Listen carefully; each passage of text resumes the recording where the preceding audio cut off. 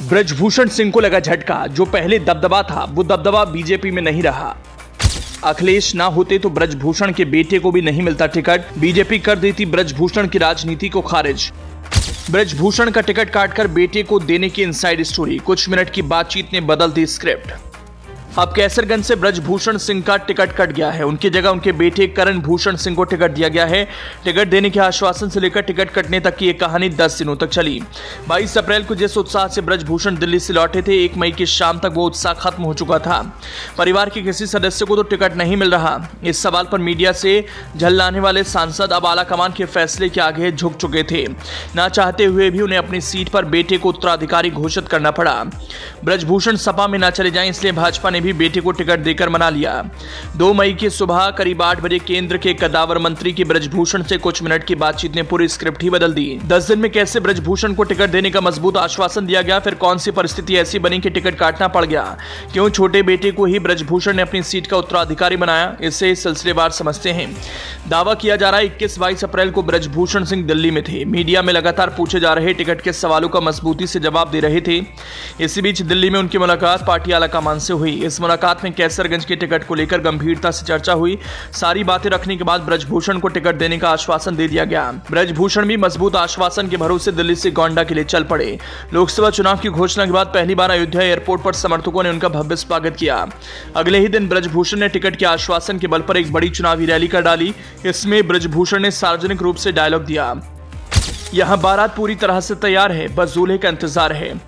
इशारों में ब्रजभूषण ने कहा, बस टिकट की घोषणा होने की औपचारिकता बाकी है, मेरी पूरी तैयारी है।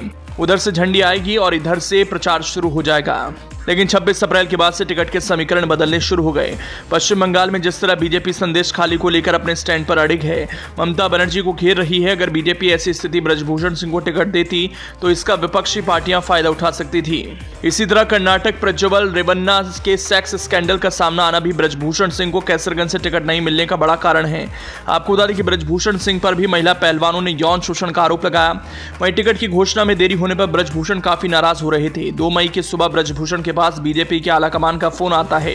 उनसे पश्चिम बंगाल के पार्टी के नैरेटिव और कर्नाटक के घटनाक्रम पर चर्चा की। पार्टी की ओर से कहा जाता है कि यदि इन परिस्थितियों के बीच आपको टिकट दिया गया तो विपक्ष इससे बड़ा मुद्दा बना देगा। ऐसे में आपको अपने बड़े बेटे प्रतीक भूषण को लोकसभा चुनाव में उतारना चाहिए। प्रतीक भूषण वर्तमान समय में गोंडा सदर से विधायक हैं। आलाकमान ने कहा वो राजनीति में सक्रिय हो चुके हैं और लोकसभा चुनाव की राजनीति कर सकते हैं। ब्रजभूषण ने प्रतीक को लड़ाने से इनकार कर दिया। कुछ देर और बातचीत हुई और करण भूषण के नाम पर सहमति बन गई। करण भूषण का नाम फाइनल होने के बाद ब्रजभूषण ने मीडिया से कहा, प्रतीक गोंडा सदर से विधायक है, वो जिले का प्रतिनिधित्व कर रहे हैं, इसीलिए करण भूषण को कैसरगंज का प्रत्याशी बनाया गया। करण की कुंडली में राजनीति का योग है। मैं 35 साल की उम्र में पहली बार सांसद बना था। अब करण भूषण की उम्र भी 35 साल हो चुकी है, वो भी 35 साल की उम्र में सांसद बनेंगे। महिला रेसलर्स के यौन शोषण के आरोपों से घिरे ब्रजभूषण सिंह का मामला फिलहाल कोर्ट में है। जनवरी 2023 में शुरू हुए पहलवानों के आंदोलन के बीच हर दल ने ब्रजभूषण पर हमला बोला, लेकिन सपा प्रमुख अखिलेश यादव ने कुछ नहीं कहा। यहां तक कि उस समय ब्रजभूषण ने अखिलेश यादव की तारीफ की थी। ब्रजभूषण ने कहा था, मैं अखिलेश यादव का धन्यवाद करता हूं, मैं उन्हें बचपन से जानता हूं, मैं उनसे बड़ा हूं। हमारे बीच राजनीतिक मतभेद भी हैं, लेकिन अखिलेश सच्चाई जानते हैं। अगर यूपी में 10,000 पहलवान हैं तो उनमें से 8,000 पहलवान यादव समुदाय से हैं और समाजवादी परिवार के हैं, इसलिए अखिलेश सच्चाई जानते हैं। इसका एक बड़ा कारण यह भी है कि 2009 में ब्रजभूषण भाजपा छोड़कर सपा के टिकट पर चुनाव लड़े थे। कैसरगंज सीट से ही जीतकर लोकसभा पहुंचे थे। ब्रजभूषण का टिकट फाइनल न होने तक सपा ने भी कैसरगंज से अपना कैंडिडेट घोषित नहीं किया था। बताया तो ये जा रहा है कि इस बीच गाजियाबाद में अखिलेश और ब्रजभूषण की मुलाकात भी हुई। अखिलेश ने ब्रजभूषण को सपा में आने का निमंत्रण दिया था, लेकिन ब्रजभूषण अभी भाजपा से टिकट मिलने का इंतजार कर रहे थे। हालांकि बीजेपी भी ब्रजभूषण से पूरी तरह किनारा नहीं करना चाह रही थी, इसलिए उन्हें मनाकर बेटे को टिकट दिलवा दिया ताकि कैसरगंज जैसी सुरक्षित सीट हाथ से न निकल जाए।